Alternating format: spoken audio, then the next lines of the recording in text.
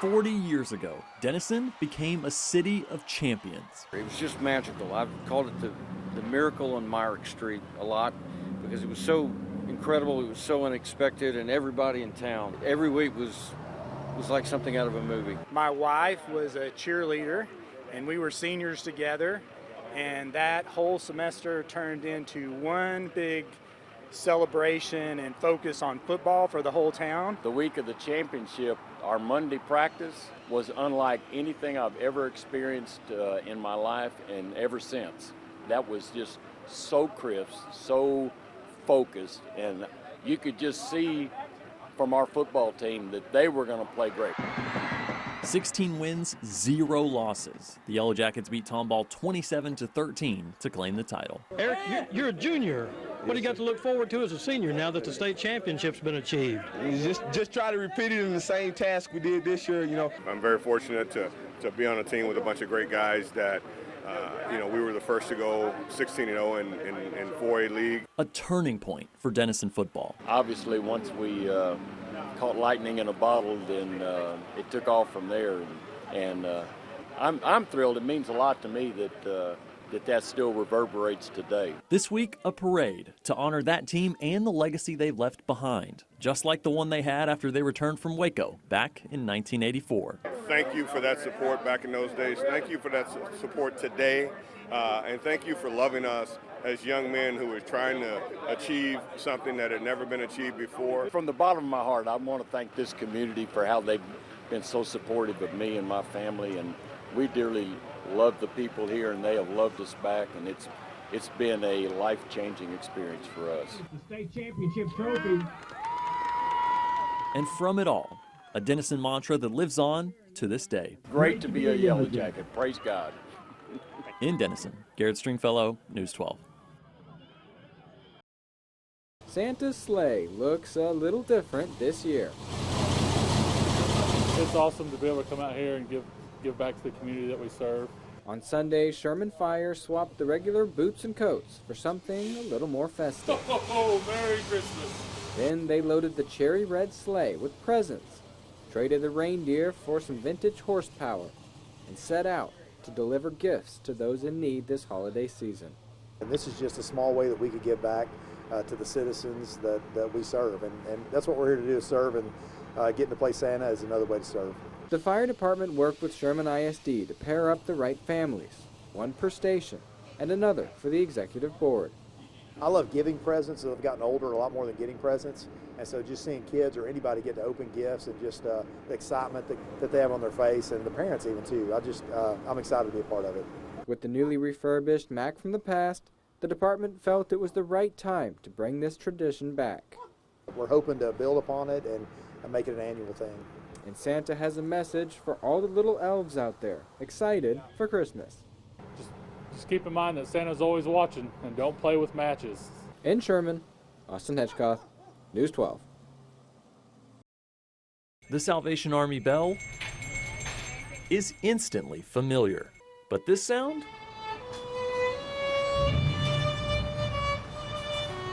is a welcome surprise. Louis Von Scheidegger says it all started when he was 5.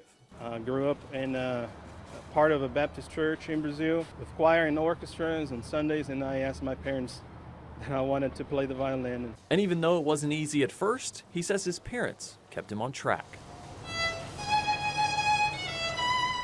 And so I wanted to quit. My mom said, "No, you're not quitting." So I'm glad for her. Now he's married with kids, but things still aren't easy. We have 6 children here on earth and 1 in heaven. Our son is in heaven now. And through extreme challenges, he's found support at the Salvation Army. With people like Pastor Mike and his wife and the whole team at the Salvation Army, being able to stay strong in a tough time. Just like his mother kept him going when he was 5, it was now his father's turn to give him inspiration. My dad said, "You should actually bring your violin." And even in tough times, he says he's grateful to be able to share this blessing that he's been given with so many others. Their faces, they just light up, and being able to capture each one of those moments has been a blessing to me. All while raising money to support the organization that supported him, an instrument of his faith, played to serve others. In Sherman, Garrett Stringfellow, News 12.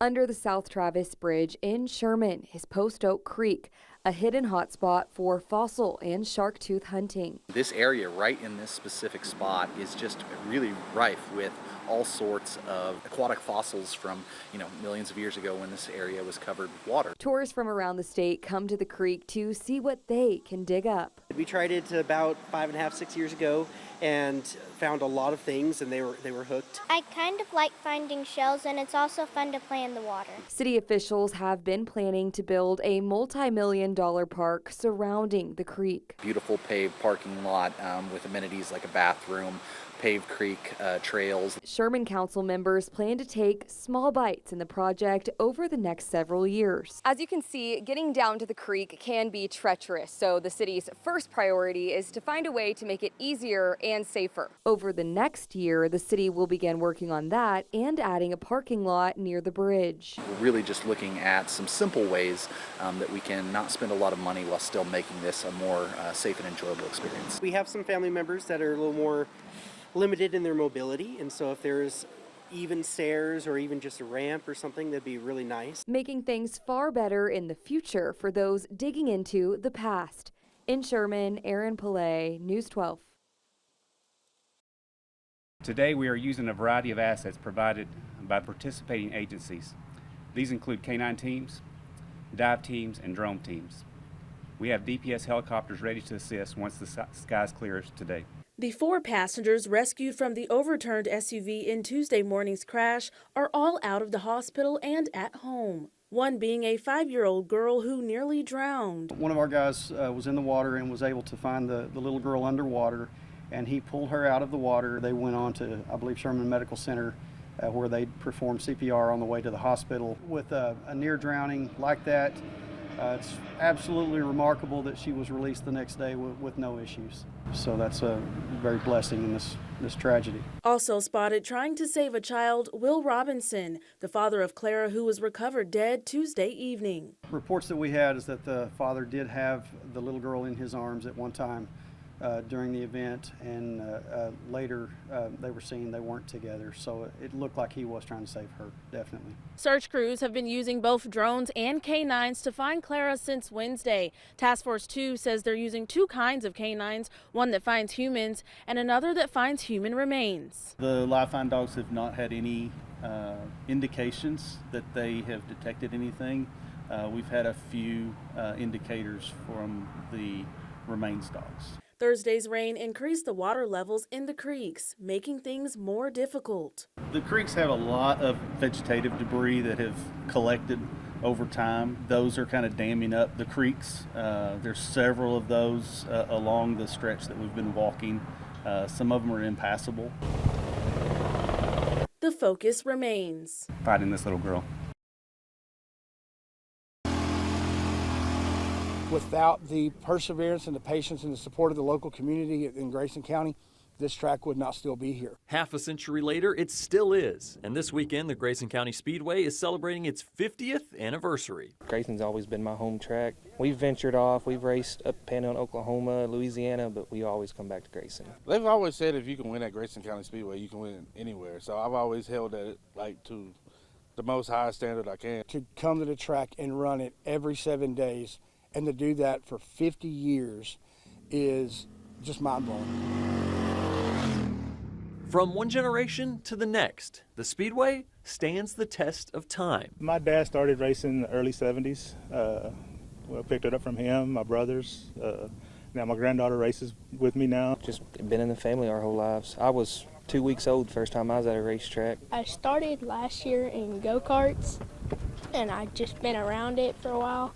So I just wanted to get one of these. It really is a family affair from the front gate to the back gate. Everybody here is part of a team, racers, the fans. And if you like the sound of this, there's plenty more where that came from this weekend.